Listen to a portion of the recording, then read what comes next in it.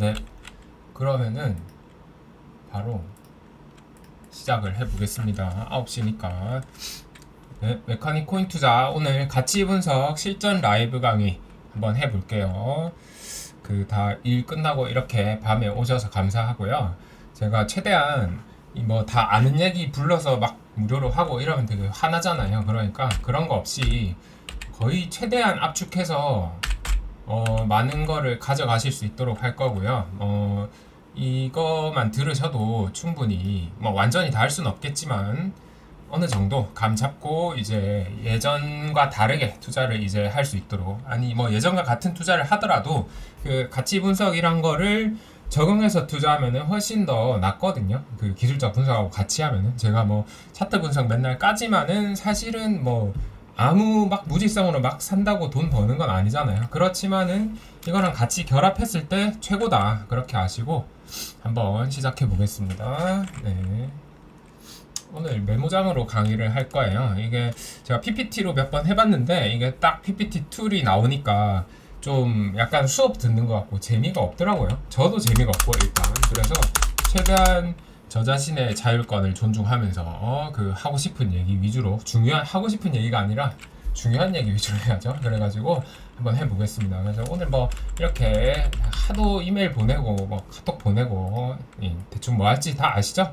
그래서 자 1번 일단 신변 잡기 얘기부터 해야죠. 신변 잡기라기보다 왜 이까지 왔느냐, 왜 왔느냐, 왜 가치 분석까지 왔는가. 이거 이야기를 하기 전에 제일 최근에 있었던 일, 제일 최근에 저도 좀 신기한 경험을 했는데요. 뭐냐면은 아직도 예비군이 안 끝났어요. 예비군을 갔어요. 최근에 갔는데 거기서 외국계 은행 그 일하는 애를 옆자리에 있더라고요. 그래서 약간 엘리트 같더라고. 그래서 이야기를 막 하다가 내가 이런 걸 막 한다 막 하는데 요새 그런 거 차트로 하는 사람 얼마 되냐니까 한 95% 정도가 프로그램 매매한대. 어느 정도인지 알겠죠. 그리고 실제 은행에서 한 95% 정도가 프로그램 매매하고 한 명인가 두 명 정도가 손매매 하는데 이걸 이렇게 부르더라고요. 약간 재밌었어요. 그 뭐냐, 노동집약적 매매라고 하더라고요. 손매매를 한두 명 정도가 하는데 일단은 뭐 거의 다 손매매하면 실패하고 그 1년 채워야 하는 이익 할당치가 있대요. 그러니까 뭐 1년에 뭐 한 1억 벌어야 되나봐. 1억인지 2억인지 알 수 없지만은 할당치가 있는데 일단 프로그램 매매하는 사람들이 잘 채우고 손매매하는 사람들은 잘 안 되는데 그 중에 진짜 가끔가다 천재 같은 한 명, 그 사람은 항상 잘 채운대요, 이 할당치를. 그런데 대부분은 이건 안 한다. 일단 노동집약적이고 해서 돈 벌기가 힘들더라. 그러고 이 실제 매매 자체에서 나오는 이익이 적다, 이렇게 말을 하더라고요. 그 거의 파생상품 판매나 이런 걸로 돈을 벌지 이 프로그램 매매나 이걸로 돈을 별로 많이 못 번다, 잘 안 벌린다, 이런 얘기를 하더라고요. 역시 은행도 그렇군 하고 제가 다시 한번 내가 가는 길이 맞구나 이 생각이 들었고요. 두 번째로는 다 아마 경험하셨을 거예요. 21년도 시장의 시작과 끝을 제가 다 보고 다 끝나고 이제 복귀를 하다가 충격을 받았어요. 왜 충격을 받았냐, 충격을 받은 코인이 있습니다. 딱 그 코인이 있는데 제가 이름은 안 밝힐 거예요. 근데 대충 다 알 거예요. 하도 말을 많이 해서 다 알 건데 22년도 6월에 저점이 나온 코인이 있고요. 22년도 12월에 저점이 나온 코인이 있죠. 그런데 이 21년도 막 불장이 있었잖아요. 불장에 와장창창 올랐어. 자, 이 코인은 A라고 할게요. A. 얘가 21년도 그 불장 주기에 저점에서 고점까지 한 11만 프로 올랐거든요. 얘가 한 12만 프로 올랐어요. 그러니까 최저점 대비 최고점, 이거를 맥스 하이라고 하죠. 이 정도면 상위 한 5%거든요. 그런데 얘네가 이거 끝나고 어떻게 됐느냐, A코인 끝나고 어떻게 됐는지 압니까? 어떻게 됐을 것 같아요? 얘 끝나고도 19,000% 상승 자리 유지. 그러니까 이 유지했다는 게 22년도 6월 저점 종가 기준으로 19,000% 상승을 한 거예요. 무슨 말인지 알겠죠? 그러니까 그냥 매매를 아예 실패를 했어. 완전히 그냥 실패를 했어도 이렇게 번 거죠. 물론 저점에 사야 되겠지만은, 그러니까 그 뭐 대부분의 코인 10토막, 20토막, 20토막, 30토막은 토막도 많이 나죠. 흔하다. 10토막은 양반. 알트는 뭐 알트 30토막 흔하잖아요. 그 플로우 아시죠? 플로우 이런 거. 그 19,000% 상승자리 유지했고, 얘는 4,400% 상승자리 유지. 그래서 이거를 제가 쭉 이제 하다 보니까 공통점이 있더라. 공통점이 있어가지고, 뭐 다음 시즌에도 내가 고점에 못 팔 가능성 충분히 있다. 근데 결국 우상향하는 애들을 사야 내가 돈을 벌지, 트레이딩 이걸로는 힘들겠다 이 생각이 들었어요. 그리고 일이 많은 날 수익률 박살 아시죠? 이거는 다 부업으로 트레이딩 하시는 분들 다 아실 거예요. 일이 없고 기분 좋고 컨디션 좋은 날 수익률 엄청 좋은, 이거 아시죠? 이래가지고 이게 해보면은 그날따라 너무너무 이게 차이가 나는데, 이게 어느 순간 이 생각이 든 거야. 이게 투자가 아니구나. 이게 그래서 노동이구나 생각이 들었어요. 이거는 트레이딩은 투자가 아니다. 투자는 나를 위해 일하는 또 다른 나의 졸개들이 이제 이렇게 쭉쭉쭉 돈을 벌어주는 게 투자인데, 트레이딩 이거는 내 컨디션에 따라서 수익률이 바뀐다. 이거는 뭐죠? 그냥 그거랑 같죠. 우리가 일해서 돈 버는 거랑 같은 거잖아요. 퍼포먼스가 내 컨디션에 달려있는 거. 그래서 장투를 해야겠다. 가치 분석 시작해자 해서 시작을 한 거예요. 시작을 해가지고 엄청 찾았죠. 해가지고 돈도 많이 쓰고 구독 이런 거, 이 해외 구독 이런 거 되게 많아요. 해외 구독 뭐 무슨 구독 이거 막 하고 맨날 그 프리 트라이얼 진짜 많아요. 7일 트라이얼 이거 해가지고 7일 동안 겁나 막 거기 있는 자료 7일 동안 무료니까 막 보는 거예요. 엄청 비싸요. 막 그런 거. 그래가지고 감이 조금 이제 잡혀가지고 이거를 이제 시작을 한 거고, 앞으로도 아마 이게 유효할 거라고 보고 있고요. 이 차트 분석만 하다가 결국은 전환한 이유는 실제로 얘네의 이런 상승률에 크게 이제 제가 충격을 받았기 때문이고, 두 번째로는 이 업계도 결국은 프로그램 매매로 넘어갔다. 자, 그러면은 질문이 하나 남죠. 프로그램 매매 하면 되지 않느냐? 하면 되지 않나요? 이 생각 바로 들죠. 맞죠? 프로그램 매매 이거도 쉽지 않다. 왜 쉽지 않느냐? 이것도 다 아마 한번 들으신 분들도 있을 건데 전혀 모르는 분이 있으니까 쉽게 말을 하자면은, 프로그램 매매라는 게, 매매 전략이 결국 두 종류입니다. 뭐냐면 첫 번째 추세 추종 매매, 두 번째는 그냥 횡보장 매매. 그러니까 추세 추종 매매는 이제 위로 뭐 터지면은 위로 쭉 길게 롱해서 먹는 거고요. 횡보장은 이제 오르면 팔고 내리면은 뭐 사고 이런 거죠. 무슨 말인지 알죠? 이게 박스권이라는 가정하에 위에서는 숏치고 아래에서 롱치고 이런 거고, 이거는 저항선 뚫리면 쭉 먹자 이건데, 해보면은 프로그램에 전략을 세워야 될 거 아니에요. 세워야 하는데 결국 1 플러스 2 하는 수밖에 없다. 무슨 말인지 알겠죠? 그러니까 추세만 하면은 그게 지금 현재장이 횡보면은 이제 와장창 계속 깨지는 거고요. 횡보면은 이제 추세 나오면은 이제 계속 또 손절 나는 거예요. 무슨 말인지 알겠죠? 그러니까 이거를 섞을 수밖에 없는데, 섞으면 어떻게 됩니까? 수익률이 그냥 이더리움 사서 가만 놔두는 것보다 못 번다 이겁니다. 결국 이거 프로그램으로 연 수익률 한 15% 나오면 되게 잘하는 거거든요. 20%. 그러니까 한 해 한 40% 나왔다고 쳐요. 그 다음에도 40% 나온다는 보장이 없죠. 근데 40%가 나왔다고 쳐도 1.4 곱하기 1.4 하면은 이거가 1.96 아닙니까? 1.96 맞을 거예요. 맞죠? 이게 2배잖아요. 2년 해서 1.96인데 사실 저는 지금 이더리움 사서 가만 놔두면 2배 무조건 번다 생각하고 있거든요. 무조건이란 말 하면 안 되지만은 아니고 98%로 사볼게요. 알겠죠? 그래서 프로그램 매매가 매력이 떨어졌어요. 코인 공부를 이렇게 난리를 치는 거는 왜 코인 합니까? 왜 코인 하나요? 했을 때 기본적으로 다 10배 생각한다고 저는 생각하고 있거든요. 맞죠? 10배는 일단은 벌려고 한다. 사실 2배, 3배는 절대 아니다.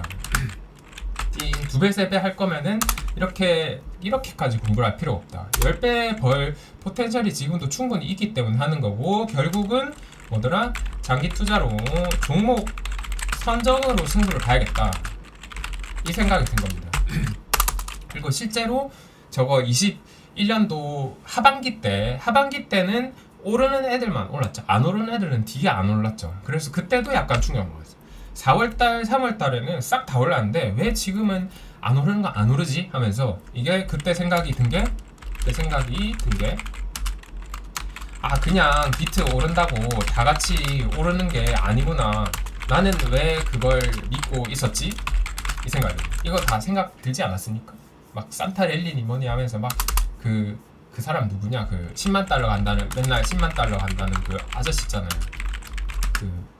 제가 갑자기 기억이 안 나네. 하여튼 그 막 이렇게 해가지고 뭐 그 그래프에서 맨날 그 올리는 사람 있어요. 그 사람 뭐 10만 달러 간다고 25만 달러 간다는 얘기도 했어.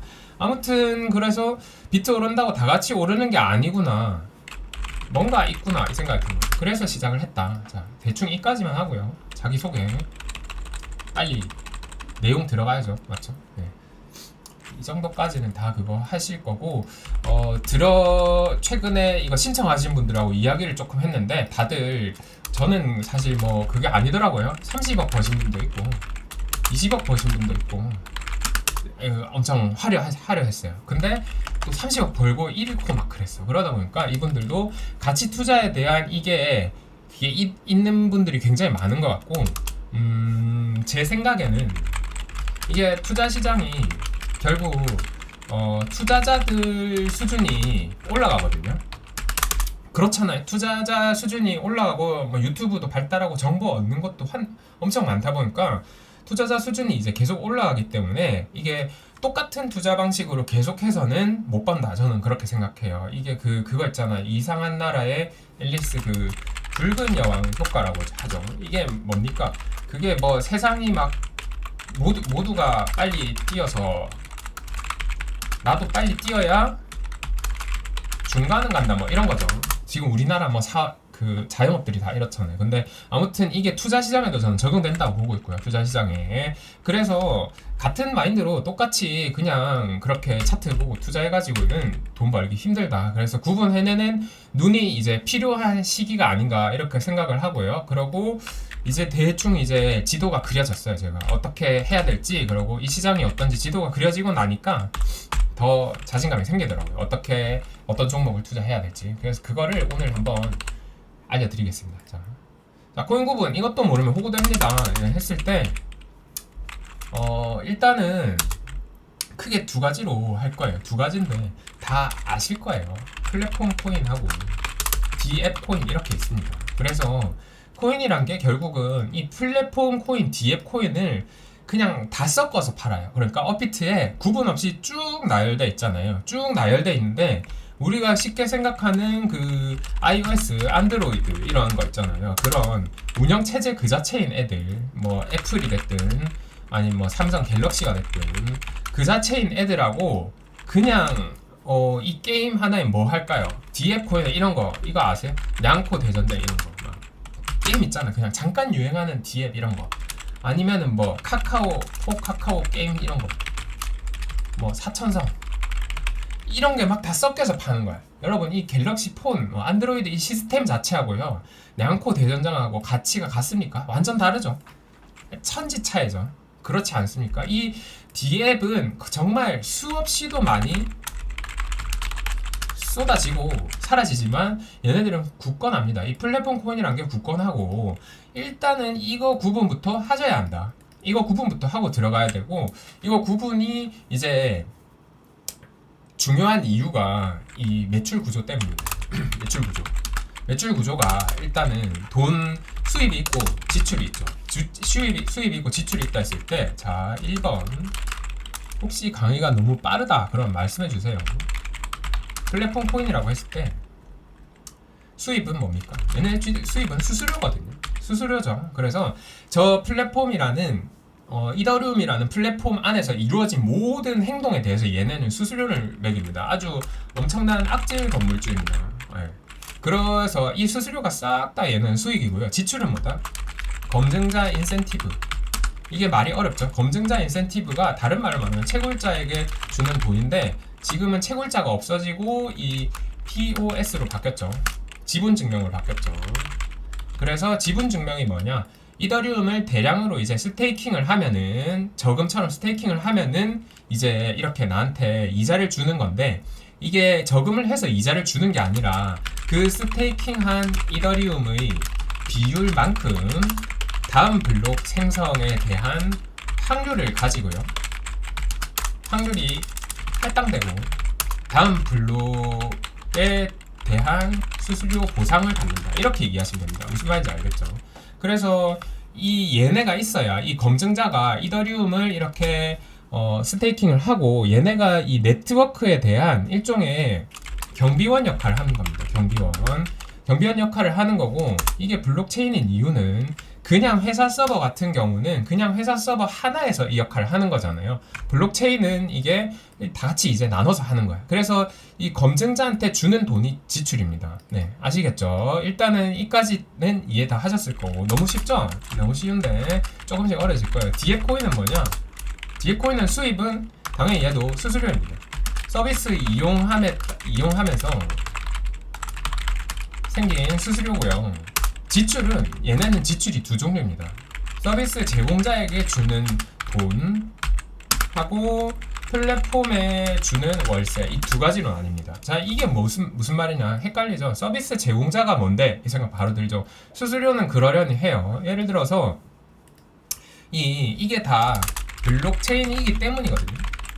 생기는 건데, 예를 들어서 우리가 치킨집을 차렸어요. 치킨집을 강남에 이렇게 제가 차린 거예요. 강남역 11번 출구에 치킨집을 차렸어요. 그게 더 펄슨 치킨이야. 근데 더 펄슨 치킨을 차렸는데 이 블록체인은 머리가 아픈 게, 블록체인 치킨집은 내가 치킨을 못 팔아요.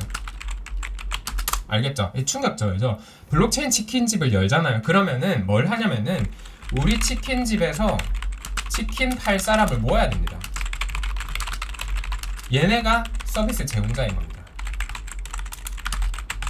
그러고 치킨 사갈 사람도 모아야겠죠. 얘네는 소비자겠죠. 그러니까 이 블록체인 치킨집이라는 거는 탈중앙화다. 이게 뭐냐면은 누구나 판매자가 될 수 있는 거고요. 내가 치킨집을 열었다고 해서 나 혼자 독점으로 치킨을 파는 게 아니라 아무나 와서 치킨을 다 팔 수가 있어요. 그래서 그 치킨 파는 사람을 역할을 하는 게 서비스 제공자고요. 이거를 유동성 제공자라고 합니다. 그래서 이게 모든 서비스별로 달라요. 예를 들자면은 유니스왑 같은 경우는 그 거래소잖아요. 거래소니까 얘네는 그 교환하는 코인 자체를 이렇게 제공을 하는 겁니다. 그래서 이더리움하고 USDC 뭐 이렇게 이 스테이블 코인인 거 아시죠? 1달러 패깅. 이더리움 USDC 이거를 쌍으로 묶어서 얘네는 이 유니스왑이란 곳에 얘네가 이렇게 맡기잖아요. 그러면은 소비자들이 가서 USDC 주고 이더리움을 바꿔가잖아요. 그러면은 거기에 대한 수수료를 이 서비스 제공자들이 받아갑니다. 무슨 말인지 알겠죠? 그러니까 블록체인 치킨집을 운영하는 거는 어렵다. 맞죠? 내 돈을 뜯어가는 사람이 한 명이 아니라 이 건물주라는 사람 한 명, 월세뿐만 아니라 서비스 제공자, 우리 가게에서 장사하는 사람한테도 돈을 줘야 된다 이겁니다. 그러다 보니까는 DF 코인은 이거는 또 뭐로 합니까? 여기서 서비스 제공자에게 주는 돈은 자기들이 발행한 코인, DF 코인 이걸로 주는 겁니다. 그러니까 주는 돈이 그냥 바뀌었지 달러나 원화가 아니라 발행한 코인으로 준다는 사실만 바뀌었을 뿐이지 결국은 갖고 대신에 와서 파는 사람들이 다르다. 이까지 이해하시면 됩니다. 자, 이까지 이해하셨죠? 근데 잘 생각을 해보세요. 아니 자기들이 발행해서 주는 코인을 주는 거면은 그러면은 상관없지 않나요? 하는데 여러분 이 DApp이라는 게 거의 1만 개쯤 있거든요. 지금 9,000개 이상 있습니다. 그러니까 이 DF 코인을 이제 주려면은 사람들은 DF 코인을 가치가 유지돼야 받아가겠죠. 가치가 유지돼야 가만히 치킨을 팔고 있는다. 그러니까 옆에 더 펄슨 치킨집 말고도 뭐 더 리즌 치킨집, 뭐 더 플레이스 치킨집이 한 100개쯤 있는 거예요. 그러니까 여기서는 이자 뭐 5% 준대, 저기는 8% 준다면 바로 치킨 들고 절로 가버리는 거죠. 무슨 말인지 알겠죠? 그래서 이게 이 DF 코인이라는 얘네들은 우리가 현실에서 치킨집을 열잖아요. 그러면은 우리는 뭘 하면 된다? 현실 치킨집이랑 대조해서 현실 치킨집은 소비자만 보고 가면 됩니다. 소비자만 만족시키면 돈 벌죠. 뭐 요새는 안 그럴 수도 있겠죠. 아무튼 소비자가 왕이잖아요. 근데 DApp은 뭡니까? DApp은 서비스 제공자를 만족시켜줘야 됩니다. 이런 엄청난 과제를 얘네가 갖고 있는 겁니다. 그러면서 동시에 당연히 얘네들도 소비자도 챙겨야 되는 거죠. 근데 잘 생각해 보세요. 이 DF 코인이란 게 자기들이 발행한 코인으로 돈을 주는데 이자율이 높으면 서비스 제공자가 좋아하겠죠. 근데 서비스 제공자가 좋아하는데 이자율이 높으면 무슨 일이 생기나요? 하이퍼 인플레이션이 생깁니다. 그래서 이자가 높은 거는 결국은 그 자기들이 주는 돈의 가치가 떨어져서 베네수엘라처럼 되는 거죠. 그러면은 어떻게 된다? 다 나갑니다. 아, 이 집에서 치킨도 안 팔겠습니다 하고 다른 데 가서 치킨을 파는 거예요. 그래서 디앱이란 거는 결국은 적절한 이자율로 얘네를 만족시키면서 자기들 코인의 가치를 유지시켜야 하는 이런 이 서로 모순되는 두 가지를 이뤄야만 지속 가능하다 이런 겁니다. 그러니까 어렵겠죠. 어렵고 두 번째로 이게 유동성이 있어야 하는데 있어야 결국 돌아간다. 디파이를 예로 들었을 때 디파이를 예로 들면 우리가 다 업비트 쓰는 이유가 뭡니까? 유동성 때문이죠. 그 다른 데서 다른 거래소 쓰면 아시죠? 막 호가창 미친듯이 차이 나잖아요. 막 3틱 4틱 차이 나고 그거를 막 빨리 결제해야 될 때 그거 해버리면 시장가 매수하면 엄청나게 비싸게 사지죠. 유동성이 있으면 그런 일이 없죠. 그래서 이 디파이라는 게 유동성을 제공하는 게 결국 서비스 제공자고 서비스 제공자가 빠져나가는 게 디파이의 종말이다. DAV 종말이다. 이렇게 이해하시고 이 결국 DF 코인을 산다는 거는 사는 건 거의 대부분 해당 DF의 서비스 제공자보다 돈을 못 법니다. 무슨 말인지 알겠죠? 내가 유니스왑 코인을 사는 것보다 유니스왑에 그냥 유동성을 제공하는 게 훨씬 돈을 더 많이 번다는 겁니다. 그럴 수밖에 없죠. 왜냐? 유니스왑을 계속 까는데 이거 유니스왑만의 일이 아닙니다. 유니스왑이 1위예요. 거래소 중에서. 그 커브 빼면은. 근데 1위 덱스인데 유니스왑이 버는 수수료 있잖아요. 수수료가 아까 수입이라고 했죠. 수수료의 몇 퍼센트를 저 서비스 제공자, 유동성 제공자들 치킨 와서 파는 사람들한테 몇 프로를 주는지 압니까? 몇 프로를 주냐면은 100%를 줍니다. 100%. 무슨 말인지 알겠죠? 그러니까 유니스왑을 열어서 지금 이득 보는 사람은 그냥 서비스 제공자인 거지 유니스왑 얘네도 아니고 당연히 유니스왑 코인 홀더도 아닌 겁니다. 얘네가 여기서 몇 프로라도 일부를 떼서 유니스왑 코인을 사서 소각을 한다 그러면은 코인 홀더가 조금 기분이 좋겠죠. 근데 얘네가 이 100%를 서비스 제공자에 주는 이유가 왜일까요? 그거는 바로 DF 경쟁 격화 때문에 DF들 경쟁이 너무나 치열하기 때문에 이거를 정말 한 푼도 아끼지 않고 박박 긁어서 서비스 제공자에 줘야만 얘들이 여기 유동성을 계속 제공해 주는 거야. 이해가 되시죠? 그러니까 유니스왑 코인이 안 오르죠. 예, 얘네 챙기기 바쁜 거야. 그러니까 유니스왑은 일단은 경쟁사 죽이기를 하고 있는 거고요. 쉽게 말해서 뭐 나중에 일부를 유니스왑 이거 코인을 그거를 하는 사람한테 주겠다 이렇게 하고 있지만 아직은 아니고요. 이게 조금 괜찮은 것도 뭐 70대 30 뭐 이렇습니다. 70대 30. 예, 그래서 디앱이 가치가 더 높다. 그러고 플랫폼은 잘 보세요. 지금 여기까지가 디앱이었죠. 플랫폼은 이거는 그냥 진짜 이렇게 남는 장사가 없습니다. 잘 보세요. 플랫폼은 검증자 인센티브로 돈이 나간다고 했죠. 근데 이 검증자들은 바로 내가 이더리움에서 경비원이 되고 싶다면 뭘 해야 된다? 대량의 이더리움 32 이더리움을 스테이킹 해야 경비원 자격을 얻음.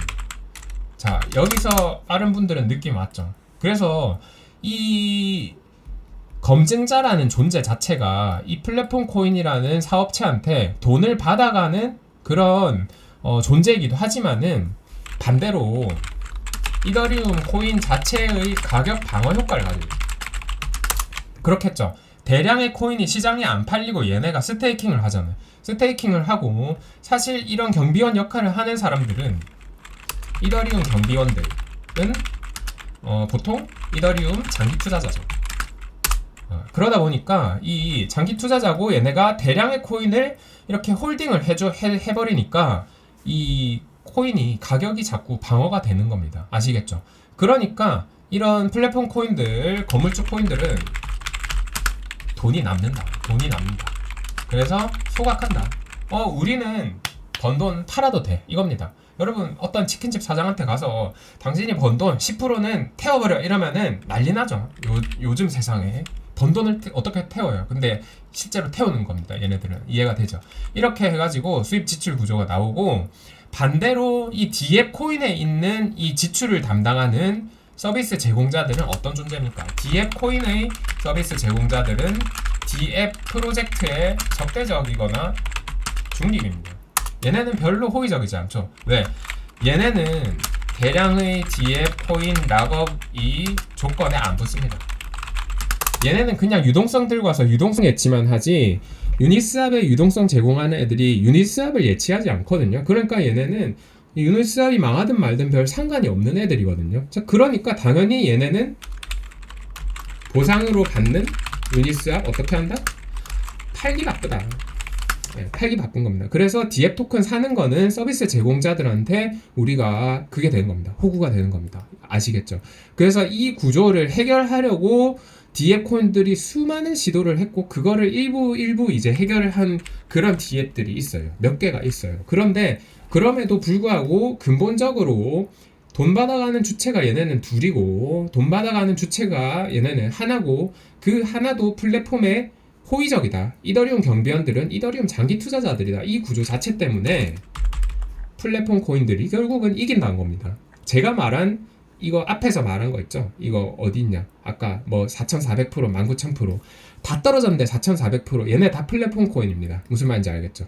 이거보다 더 오른 코인도 있어요. 근데 걔네는 박살이 났다. 그러니까 광기로 오른 코인들은 결국 박살이 난다. 그런데 저런 애들은 박살이 안 난다. 결국 지켜주는 이 최소한의 애들이 있기 때문에. 그래서 플랫폼 코인 투자를 해야 하고요. 자, 이까지 하고 하나 더. 플랫폼 코인이라고 했을 때 레이어 1, 레이어 2가 있거든요. 그런데 이제 여기서 이것까지 공부를 해야 한다. 뭐냐?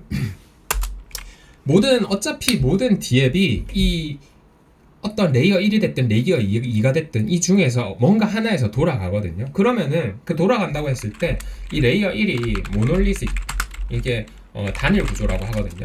모놀리식 구조인지 아니면 모듈식 구조인지, 모듈식 구조는 이렇게 나눠진 구조, 뭔가 역할이 나눠져서 레고처럼 동작하는 그런 레이어 1들이 있거든요. 이더리움 같은 거인지 아니면은 인터체인인지.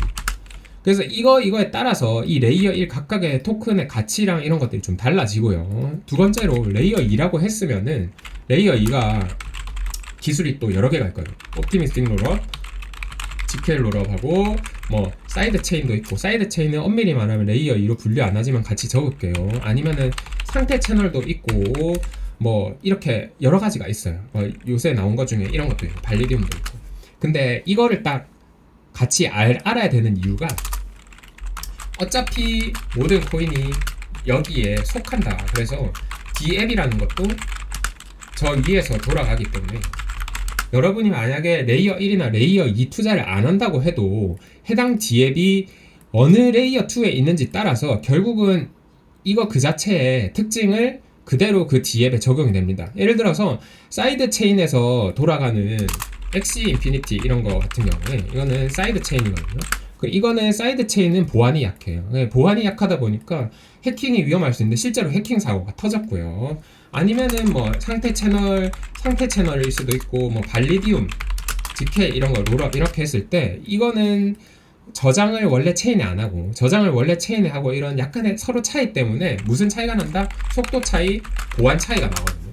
그래서 이 속도와 보안을 이걸 통해서 우리가 뒤에 분석에도 같이 쓰인다 이겁니다. 그래서 레이어 1이 됐든 레이어 2가 됐든 했을 때 이게 무슨 구조인지, 그러고 이게 인터체인인지 아니면 뭐 모듈식, 모놀식 이런 구조를 이제 다 이게 기본 일종의 문법이 되니까 이걸 알고 나면은 무슨 코인이 오든지 다 이해할 수가 있다 이 말입니다. 제 말은 대충 이해가 조금 되시죠? 이걸 하나하나 지금 다 설명은 드릴 수 없지만은 어쨌거나 이 코인이란 건 결국은 어떤 저 체인 위에서 돌아가는 건데 그 체인의 특성이 뭔지에 따라서 그 종목의 특성이 결국은 정해지는 거다 이렇게 아시면 됩니다. 대충 이렇게 하고요. 30분이니까 코인 분석법 코인 분석법은 두 가지만 알면 된다 이건데요. 두 가지가 뭐냐면은 이것도 계속 말해서 다 아실 거예요.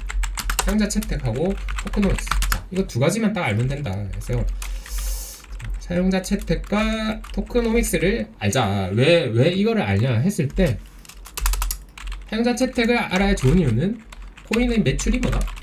수수료이기 때문에 많이 써야 결국은 매출이 발생하고 매출이 발생해야 뭐 코인은 소각을 하든 뭐 스테이킹에 그거 인센티브를 줘서 스테이킹을 유도하든 뭘 할 수 있잖아요. 그러니까 결국 많은 사람들이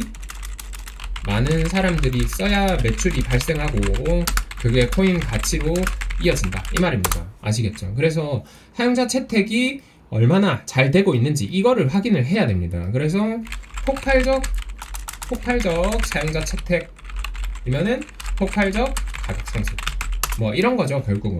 그러고 폭발적 사용자가 하강하면 폭발적으로 가격이 뭐 떨어질 수 있겠죠. 근데 코인이 어려운 이유는 바로 이 사용자 채택 지표를 보는 거부터 일단 허들입니다. 왜냐? 이게 섹터별로 막 다 나눠져 있다. 그러니까 예를 들어서 디파이 같은 경우에 여기서 보면 되거든요. 디파이랑 여기서 디파이 보면 돼요. 그러고 아니면은 뭐 결제 섹터 하도 많이 물어봐서 그냥 적어드릴게요. 리플, 비트코인 캐시, 도지코인, 스텔라리움 뭐 이런 거 있잖아요. 라이트코인 이건 진짜 결제 주고받기용 코인이에요. 얘네들은 뭐 이런 데서 보면 좋아요. 비트 인포 차트. 그리고 뭐 게임은 또 게임 따로 또 이렇게 다 따로 봐요. 다 따로. 물론 이거를 통합해서 보는 데도 있기는 있어요. 근데 그것도 결국은 개별 체인 스캐너 들어가서 봐야 됩니다. 그러니까 이게 사람들이 사용자 채택이 어느 정도 돼 있는지 아는 것부터가 일단은 그 어려운 겁니다. 왜? 해당 코인이 어느 섹터에 있는지 모르니까. 아시겠죠? 그래서 일단은 사용자 채택이 중요하고 많이 쓰고 있는 코인이 좋다. 일단 1차적으로는 그렇죠. 많이 쓰고 있는 코인이 좋고 아니면은 앞으로 폭발적으로 늘어날 가능성이 있는 코인, 이게 진짜 투자겠죠. 코인이 좋겠다. 이렇게 아시면 될 것 같고요. 그래서 사용자 채택이 늘어나야 코인 가격이 오른다. 일단은 이 정도 아시고 사용자 채택을 알려면은 디파이는 디파이 라마닷컴, 결제는 여기서, 게임은 여기 DM 레이더 여기서 많이 봅니다. 아니 NFT는 크립토 슬램 여기서 보고요. 그래서 이걸로 지표로 보고 이게 사용자가 지금 늘고 있는지 줄어들고 있는지, 해당 섹터 내에서 몇 위 정도인지, 사용자로 해당 섹터 내에서 8위야 막 8위짜리 코인을 그냥 막 살 수는 없잖아요. 무슨 말인지 알겠죠? 이게 리스크 투자를 한다고 해도 저는 2위 안으로 거의 보거든요. 2위나 3위 정도? 그 이상까지 내려갈 필요가 없습니다. 많이 쓰고 있는 코인이 좋고요. 앞으로 폭발적으로 늘어날 가능성이 있는 코인이 좋다. 이렇게 하시고, 일단은 사용자 채택을 알아야 한다. 그래서 사용자 채택을 알 때는 활성 지갑 주소. 이게 결국은 지갑 주소라는 게 인원수예요. 인원수, 사용자 수, 트랜잭션 수, 얼마나 많은 명령이 발견했느냐, 이게 트랜잭션 수고요. 아니면은 디파이 같은 경우는 TVL, 이거는 유동성. 디파이는 유동성이 빠지면 끝장나는 거죠. 그러다 보니까 그 프로젝트에 얼마나 돈이 예치되어 있는가, 이런 게 TVL입니다. 그래서 뭐 이거 외에도 뭐 수수료를 보기도 하고 뭐 매출 이런 것도 보기도 하는데, 어쨌거나 이렇게 해가지고 여러 가지 지표로 좀 판단을 할 수 있다. 그래서 수수료가 결국 매출이죠. 이 레버뉴라는 거는 그 순수익, 이렇게 보시면 됩니다. 그래서 이런 P나 레버뉴, 순수익, TVL 이런 것들은 레이어 1체인 볼 때 많이 보고, 트랜잭션 수 이런 거는 게임, NFT 볼 때 많이 봅니다. 이 게임이나 NFT에는 크게 돈을 많이 예치할 일이 없잖아요. 많이 예치할 일이 없으니까 이거 트랜잭션 수나 활성 지갑 수, 이것도 게임 볼 때 본다. 뭐 이런 식으로 아시면 되고요. 그래서 일단은 이 여러 가지 지표들로 해당 코인이 현재 섹터 내에서 어느 정도 몇 위쯤에 위치하고 있나, 이거에 대한 감이 있어야 됩니다. 예, 이거에 대한 감 없이 그냥 막 접근을 하면은 안 된다. 결제 섹터 내에서 결제 섹터를 이게 하도 많이 물어봐서 지금 이제 제가 외우게 됐는데요. 리플이 1일 100만 건이고요. 도지코인이 일일 한 14만 건, 라이트코인이 한 10만 건, 이 트랜잭션이 그렇게 발생을 하더라고요. 그리고 비트코인 캐시가 15,000건 발생해요. 그러니까 리플이 압도적 지금 1위다. 뭐 이렇게 아시면 되고, 이까지 하고 넘어가고요. 토크노믹스 중요하죠. 그래서 우리가 사는 게 주식이 아니라 코인이고, 코인은 안에 기능을 개발자들이 마음대로 넣을 수가 있다.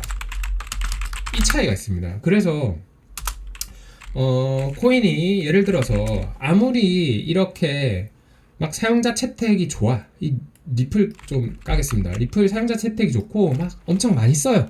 근데 리플 토크노믹스가 이게 예를 들어 지금 525억 개 시장에 풀려 있고 앞으로 475억 개가 풀릴 예정이고 현재 평균적으로 2억 개가 월마다 풀리는데 한 달에 소각되는 양이 3만 개거든요. 그러니까 이게 보면은 인플레이션으로 계산하면은 리플 1년 연 인플레율이 그렇게 높진 않아요. 한 5.7% 이 정도 나오거든요. 그런데 리플이 안 좋은 거는 이 소각되는 양, 그러니까 리플 수수료로 소각되는 양, 이게 너무 적은 거예요. 3만 개. 2억 개 풀리는데 3만 개 소각되는데. 그러니까 리플 뉴스 아무리 100만 개 계속 뉴스 내죠. 뉴스로 막 가격 띄우려고 난리야 이것들이. 근데 그렇게 뉴스 날 때만 오르죠 리플이. 뭐 법정 뭐 이거 했을 때 오르고. 왜 그러냐면은 얘네는 아무리 많이 써봤자 리플이랑 별 상관이 없다 이겁니다. 이게 10배가 돼도 30만 개입니다. 2억 개 풀리는데 그냥 진짜 아무 미미하죠 이게. 그래서 토크노믹스라는 게 결국은 인플레이율 계산을 해보시고요.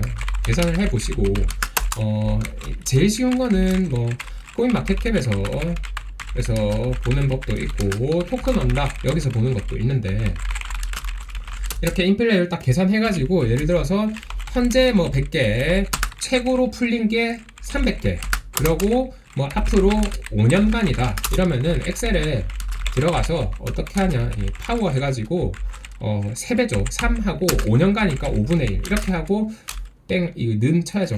는 치면은 이렇게 하면은 연 인플레이율이 나옵니다. 예. 앞으로 3배가 되는데 이거를 5분의 1 제곱근을 씌운다 이거거든요. 무슨 말인지 알겠죠? 그렇게 되니까 그렇게 연 인플레가 나오면은 얘가 인플레가 대충 이 정도고 이 소각되는 양이 어느 정도인지 알면은 이 토크노믹스 결국 이 토큰의 가치가 어떻게 되는지 판단을 할 수가 있습니다. 토큰의 가치를 알 수가 있다. 여기서 분기별 보고서가 있습니다. 보고서를 다 냅니다. 이거 안 내는 애들이 스캠이거든. 미디엄이란 블로그를 많이 쓰는데 개별 코인 이름 하고 2023 Q2 리포트 이렇게 치잖아요. 그러면은 얘네 분기별 보고서가 다 나오거든요. 그걸 보면은 해당 분기에 몇 개가 풀렸고 몇 개가 소각됐는지를 다 알려줍니다. 그러면은 그걸 보고 얘네 매출이 잘 나오고 있네 하고 사용자 채택에 따라서 어느 정도 소각이 되고 있고 이게 가격에 영향을 잘 미치고 있구나 이런 판단을 할 수가 있는 겁니다. 그래서 안 좋은 코인 특징이 이게 이런 토큰 이거 그냥 다 한꺼번에 묶어서 토크노믹스 할게요. 토크노믹스가 안 좋아. 그리고 토큰 유틸리티가 떨어져. 토큰 유틸리티라고 하면은 코인의 기능이란 게 다 다르거든요. 그래서 어떤 코인은 거버넌스 기능이 있다고, 어떤 코인은 수수료 기능이 있다고 하고, 어떤 코인은 스테이킹 기능, 어떤 코인은 락업 기능, 이렇게 이 정도 대충 적을게요. 거의 이거 4개 안에서 끝나는데요. 이 거버넌스 기능, 이 저희가 가진 코인은 거버넌스 기능이 있습니다. 이 말을 되게 화려하게 길게 거의 막 2줄, 3줄에 걸쳐서 적는 프로젝트가 있어요. 근데 보면 결국 거버넌스인데, 거버넌스가 뭐냐? 이게 주주총회 투표거든요. 그리고 이거는 모든 코인에 다 있다. 그래서 모든 코인에 다 있는 기능이기 때문에 이거는 기능은 그렇게 중요하지 않습니다. 그리고 실제 거버넌스로 뭘 판단하나, 이게 중요하고요. 실제 거버넌스로 뭐 스테이킹 하는 사람들의 수익률이 달라지는 뭐 그런 결정을 한다든가 이런 거버넌스가 정해져 있으면 그 코인은 기능이 높은 거고요. 거버넌스라고 하는데 뭐 결정한지도 모르겠고 투표하러도 나는 안 갔어. 그런데도 별 상관이 없어. 가치가 떨어진 거겠죠. 네, 거버넌스 기능 그렇고요. 수수료 기능은 거의 레이어 1에 거의 있다. 예, 그래서 자꾸 레이어 1 플랫폼이 좋다고 하는 이유는 이 레이어 1 코인들의 수수료 지불 기능이 있기 때문에 얘네는 이런 모든 트랜잭션에 대해 이더리움 체인에서는 이더리움을 수수료로 내는 거죠. 솔라나에서는 솔라나로 내는 거고, 그래서 얘네가 좋다 이런 거고요. 그럼 D앱들은 일단 스테이킹까지 할게요. 스테이킹은 아까 말한 경비원이 되는 거 되기 위해서 최소 조건, 이게 스테이킹이죠. 그러다 보니까 이 스테이킹이란 거는 결국은 물론 스테이킹 하는 사람이 늘어나면은 그 사람한테 돈을 줘야 하지만 락업 효과가 있기 때문에 가격 방어 효과가 있는 겁니다. 그렇겠죠. 가격 상승하는 그런 약간의 여지를 주는 겁니다. 그래서 스테이킹이 없다가 스테이킹이 도입된다고 했을 때 그거는 코인 가격에 도움이 되는 겁니다. 이 락업이란 거는 이제 새로운 D앱들에서 만든 건데요. 얘네는 이 스테이킹에서 뭐 네트워크를 검증하고 이런 거 아니야. 그냥 락업을 해가지고 오래 락업을 할수록 보상을 더 늘려줄게 뭐 이런 식으로 해가지고 조금 복잡하게 더 이걸 꼬았어요. 그러니까 유동성 제공자들한테 뭘 코인을 줬어요. A 코인을 줬는데, 그런데 유동성 제공자들이 A 코인을 자꾸 팔고 떠나는 거야. 다른 치킨집 간대. 그러니까 생각한 거죠. 더펄슨 치킨집 사장이, 야, 그럼 A 코인 그거 락업해. 이거 스테이킹이랑 조금 다른 겁니다. 락업 하면 내가 보상으로 A 코인 더 줄게 한 겁니다. 그거를 더 길게 더 많이 락업할수록 네가 치킨 그거 유동성 제공하는 거에 대한 보상을 내가 더 줄게 한 겁니다. 그러니까 어떻게 하더라? 치킨 서비스 제공자들이 보상으로 받은 A 코인을 안 팔고 락업을 하더라 이겁니다. 왜? 돈 더 벌려고. 사람의 욕심을 딱 이용한 거죠. 그래서 얘네들이 갑자기 여기저기 그거 하는 헌터라고 하죠. 그 유동성 헌터들. 그게 아니라 이렇게 치킨 서비스를 더펄슨 치킨집에서 꾸준히 락업해서 이렇게 받아가는 애들이 된 겁니다. 그래서 이런 기능이 있나 없나, 이거는 D앱 판단할 때, D앱 코인 같이 판단할 때 보는 겁니다. 자, 그래서 이 얘기를 한 이유는 뭐냐면은, 아무리 서비스를 잘 제공하고 아무리 좋은 프로젝트라도 해당 프로젝트 개발자들이 코인에 신경을 안 쓰냐. 그러니까 코인 가격에, 코인 가치 방어에 신경을 안 쓰는 프로젝트가 있어. 그런 코인을 사면 안 되는 거예요. 아시겠죠? 그래서 프로젝트 채택률이 올라감에 따라 코인 가격 상승이 자연스럽게 이루어지는 그런 코인을 사야 한다. 아시겠죠? 그렇게 해서 이 두 가지 판단 요소를 하고, X축에 프로젝트 사용자 채택하고 Y축에 이걸 Y축 합시다. Y축에 프로젝트 사용자 채택, X축에 토크노믹스라고 할까요? 그렇게 했을 때 당연히 이 토크노믹스가 좋으면서 프로젝트 사용자 채택이 좋은 코인을 사야겠죠. 근데 최고의 수익률을 주는 코인은 뭐겠어요? 토크노믹스가 좋은데 아직 사용자 채택이 안 됐는데 뭘로 변한다? 토크노믹스는 여전히 좋고 사용자 채택이 갑자기 확 늘어난다. 그렇겠죠. 이게 막 100배 1000배 오르는 겁니다. 이런 애들이. 맞죠? 토크노믹스는 항상 좋았고 사용자 채택이 안 되다가 늘어난 코인들. 그러면 이걸 어떻게 미리 알 수 있나요? 이 질문 바로 나오죠. 지금 제가 말한 건 다 현 상황을 알려주는 지표잖아. 지금 매출이야 다 알지. 맞잖아요. 지금 매출이야 숫자 다 공개하니까. 이거는 이제 업그레이드를 알아야 됩니다. 그래서 코인 구조를 알아야 되죠. 코인이란 게 결국은 이게 다 자기만의 구조가 있거든요. 그 각각의 구조가 있고, 아까 계속 제가 말씀드린 뭐 발리디움이니 뭐 사이드 체인이니 하는 거 있잖아요. 옵티미스틱 롤업이니. 그 각각의 그 채택한 구조가 있고 거기서 발생하는 단점이 있는데, 이걸 획기적으로 극복하는 업그레이드가 있을 때 사용자가 폭발적으로 늘어납니다. 아시겠죠? 그렇겠죠. 수수료가 엄청 비싼데 갑자기 수수료가 싸죠. 그럼 사용자가 늘어나겠죠. 속도가 엄청 늘었어요. 얘는 보안은 좋은 코인이었는데 속도가 확 늘어났어. 그러면은 얘는 사용자 채택이 늘어나죠. 그래서 코인 구조와 이런 거를 알아야 많이 오를 코인을 사는 거는 이런 걸 사는 거고요. 만약에 많이 오를 코인을 살 정도로 공부를 못하겠다 하면은 최소한 현재 사용자 채택이 잘 돼 있는 코인을 사시는 게 돈을 잃지 않을 돈을 벌 가능성을 더 높인다, 이렇게 아시면 될 것 같습니다. 자, 그러고 4번도 3번의 약간 연장선상인데요. 여태까지 오른 코인, 앞으로 오를 코인 했을 때 1시간이 거의 다 끝나가니까 제가 최대한 짧게 해볼게요. 2017년, 2021년, 2025년 물음표 해놓을게요. 이렇게 불장했을 때 다 장마다 이게 그 특징이 있었어요. 그러니까 지금은 2개밖에 샘플이 없죠. 물론 비트코인은 2013년에도 있었어요. 근데 그래도 비트는 있었지만 알트가 없었기 때문에 제외합니다. 삭제하고 2017년에 모든 코인 다 올랐죠. 왜 다 올랐습니까? 이거 트레이딩 뷰로 이거 플러스 버튼 있잖아요. 티커 옆에 플러스 버튼 누르면은 그 비교해서 여러 가지 차트 동시에 볼 수 있거든요. 그거에서 그냥 생각나는 대로 알트코인 다 눌러보세요. 차트가 다 똑같아. 2017년 11월, 12월에는. 왜 차트가 다 똑같았을까요? 왜 똑같았냐? 왜냐하면은 기대감 원툴이었기 때문입니다. 이 당시에는 기대감 원툴이었다. 무슨 말이냐? 이때는 아무 코인도 출시를 안 한 겁니다. 뭐 출시를 했다 해도 기능이 없음. 기능이 제대로 작동 안 해.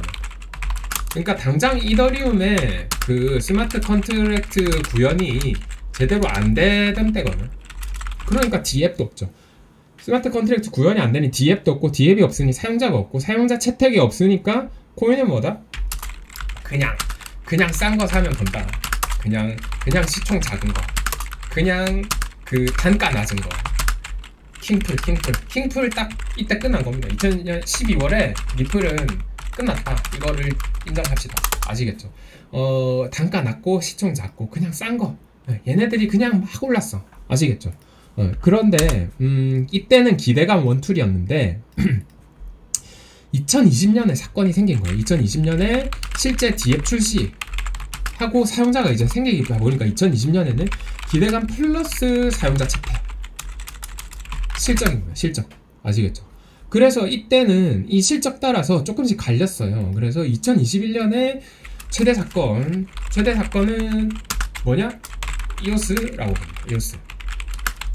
이오스가 사용자 채택을 철저하게 못 받은 코인인데, 사용자 채택은 못 받았고 주요한 그 기대감이 일어날 만한 업그레이드도 별로 없었어요. 그러다 보니까 얘는 완전히 한 상위 200개 시가총액 코인 중에 상승률이 꼴찌였습니다. 꼴찌. 얘가 875%인가? 맥스 하이가 875%거든요. 이 상위 200개 시가총액 코인의 2021년 그 상승률의 중간값, 맥스 하이의 중간값이 어느 정도인지 아십니까? 이게 6000%. 어마어마하죠. 그러니까 다 60배 올랐는데 얘는 9배 오른 거거든요. 9배, 10배. 그러니까 사용자 채택이 없었던 코인이 별로 안 올랐다. 그래서 대장들이 대부분 실적이 관계가 됐고 21년도부터는 코인 간의 명암이 갈리기 시작했다. 이렇게 보시면 됩니다. 여기에 물론 하나 더 있죠. 뭐가 더 있죠? 여기 보시면은 2017년에 했을 때 2017년에 기대감 원툴, 기대감도 있고 오르는 걸로 유명한 코인. 올라서 오른다. 이런 거. 올라서 오른다. 2021년에 이런 거 있었죠. 오르니까 오른다. 오르니까 유명해서 오른다. 이런 거는 불장 끝에서 일어나는 사건이고 언제나 다 일어날 수는 있다고는 보는데, 이게 어느 종목에 일어날지는 사실은 모르거든요. 이게 언론에서도 좀 이렇게 스포트라이트 해줘야 되고, 사실 우리나라에서 이번에 페페 잘 모르잖아요, 사람들. 미국에서 난리가 났는데 페페 아무도 모르죠, 우리나라에. 페페 코인 미친듯이 올랐거든요, 이번 올해. 그런 게 언론에서도 좀 이렇게 해주고 해야 되는데 안 해주면 결국 안 오르는 겁니다. 아시겠죠? 도시 계속 말하니까 막 다 사러 가는 거죠. 오르니까 오르는 건데 이게 사람들이 벌써 두 번을 뒤었기 때문에 25년에는 오르니까 오르는 코인 이게 조금 펌핑이 약할 수 있다. 이런 게 있고요. 또 한 가지 더 하자면은 그 기대감이란 게 있잖아요. 이 기대감이 최고조가 되는 사건은 뭘까요? 뭐냐면은 이거는 변호사 시험을 쳐서 변호사 면허를 따는 그 시점이 기대감이 최고조가 되는 거죠. 대통령 딱 되는 그 순간 이게 기대감이 최고조죠. 그러면 재미없겠지만은 스마트 컨트랙트 플랫폼 레이어 1 이거는 기대감이 최고조가 된 사건이 뭡니까? 스마트 컨트랙트가 이제 돌아가기 시작하는 업그레이드 이게 최고 사건 맞죠? 예로 치면 이게 변호사 면허를 따는 거죠. 이제 D앱이 돌아간다 이거거든요. 근데 수많은 레이어 1들이 이제 이 사건을 21년도에 다 겪었거든요. 그러니까 앞으로 이런 정도 엄청난 기대감을 불러 일으킬 만한 사건이 잘 없다 겁니다. 그렇겠죠. 그리고 이게 잘 없기 때문에 앞으로는 실적 위주로 돌아갈 가능성이 높다. 실적 위주로 가야 되고 실적 판단을 하기 위해서는 성능이나 이런 거 위주로 알아야 되고요. 그리고 결국은 이 얘기를 했죠. 사용자 채택이 폭발적으로 늘어나는 코인이 겁나게 오른다 이거잖아요. 얘네는 실적 플러스 기대감이니까 맞잖아요. 근데 사용자 채택이 폭발적으로 늘어나기 위해서 뭐가 필요합니까? 사용자 채택이 폭발 나려면 뭐가 필요할까요? 이거는 대장이 아직 없어야 한다 이겁니다. 시장을 지배한 애들이 있으면은 사용자 채택이 폭발적으로 안 늘어나겠죠. 예. 그 대장이 아직 없는 그런 곳이 중요하고, 이런 대장이 아직 없는 곳에 대해서 제가 말씀드린 이런 지식을 토대로 이제 접근을 하면은 충분히 고를 수가 있다. 아직도 춘추 전국 시대인 섹터가 좀 있습니다. 제가 볼 때 한 3개 정도 있거든요. 3개 정도 보고 있어요. 3, 4개? 네, 그 정도 있고, 이거를 알고 그쪽에서 대충 한 1, 2위 정도 유망한 애들 딱딱딱딱 들고 있으면은 걔네가 지금은 막 20% 뭐 25% 막 이렇게 하고 있는데 걔네가 나중에 70%가 될 거예요. 결국 이 춘추 전국 시대라는 거는 오래 갈 수 없다. 네.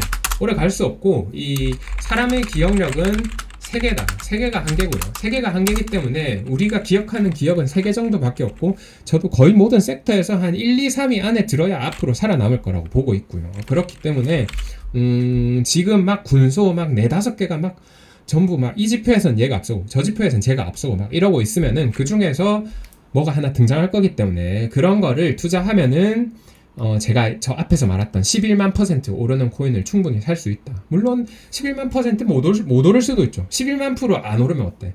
10배는 오를 건데, 아시겠죠? 그래서 일단 사용자 채택이 폭발적으로 늘어나기 위해서는 대장이 아직 없는 섹터에 주목하시고요. 대장이 있는 섹터를 알려드리겠습니다. 대장이 없는 섹터는 비밀이고요. 대장이 있는 섹터 레이어 1하고 디파이죠. 이 디파이는 지금 철옹성입니다. 디파이는 그래서 저 별로 투자 안 하거든요. 디파이는 특히나 보안이 중요한데 코드라는 게 이게 의학하고 굉장히 비싸요. 왜냐, 오래될수록 이거 전투 테스트를 거쳤다 뭐 이렇게 표현을 하던데요. 오래될수록 코드가 안전해져요. 그렇겠죠. 뭐 막 해커들이 하루 종일 해킹하려고 막 하는 애들이 있을 거 아니야. 근데 걔네가 몇 년 지났는데도 해킹이 안 돼 막 계속. 그러니까 코드가 오래될수록 안전하고 보안이 뛰어난데, 디파이는 이미 상위 몇 개의 디파이에 유동성이 다 쏠려 있기 때문에 이거는 안전 투자는 될 수 있지만은 압도적 수익률을 거두는 투자는 아니다. 이렇게 하시면 되고, 레이어 1은 아시다시피 이더리움이 60%를 먹었기 때문에 만약에 레이어 1에 투자를 한다면 결국 이득 맞추기 게임입니다. 이득 맞추기 게임을 해야 되고, 이 2등을 맞추기 위해서 필요한 거는 1등에 대한 분석이 필요하겠죠. 1등의 특징을 그대로 가지는 2등들은 2등이 될 수 없다. 그러니까 1등의 반대 노선을 걷는 애들 중에 2등이 나올 확률이 높다. 저는 이렇게 보고 있습니다. 왜냐, 1등이랑 똑같은데 그러면은 걔 쓸 필요 없잖아요. A코인, B코인 있는데 비슷한 컨셉으로 가면은 1등 이거를 잠식을 못 하잖아요. 그 소비자들을. 왜냐하면은 더 프로그램도 적고 뭐 유동성도 더 적고 보안도 뭐 더 안 좋을 수도 있고 막 그렇다 보니까 결국은 대립각을 세워서 이거를 컨셉을 다르게 가는 코인 중에 레이어 1, 2등이 나올 거고 이 2등도 아마 상승률이 저는 굉장할 것이라고 보고 있습니다. 그 외에 나머지 섹터들 중에서 이런 것들을 충족시키는 거를 투자를 하시면은 돈을 많이 벌지 않을까 이렇게 생각하고 있고요. 아까도 계속 말씀드린 거는 플랫폼에 투자해야 된다. 이거랑 D앱 투자라고 했을 때 D앱도 그래도 열린 마음으로 또 이게 아직 그런 보스가 나오지 않은 대장이 나오지 않은 섹터라면은 또 투자해볼 만하다 이렇게는 보고 있습니다. 그렇지만은 D앱 특성상 좀 불장 끝에 끝에 오르는 경향이 있기 때문에 처음부터 이상한 그 D앱에 몰빵하면은 이 플랫폼 코인의 꾸준한 우상향분을 못 먹기 때문에 제가 메카닉 코인 투자 하는 이유가 본격 불장이 왔을 때 이미 3배 먹은 사람 하나도 못 먹거나 한 30, 50% 먹은 사람 이 사람의 명함이 많이 갈리거든요. 그러니까 이미 3배 먹은 사람은 이제 그런 근본 플랫폼 코인 위주로 투자한 사람들은 이건 불장 이미 이제 시작했을 때쯤에 이 정도 수익률이 이미 나와요. 그러니까 이때 이제 괜찮은 D앱들 짜자자자작 투자해서 먹으면은 많이 먹거든요. 근데 처음부터 스캔 코인 특히 많이 사는 오르니까 오르는 코인들 이거 마치 그거죠.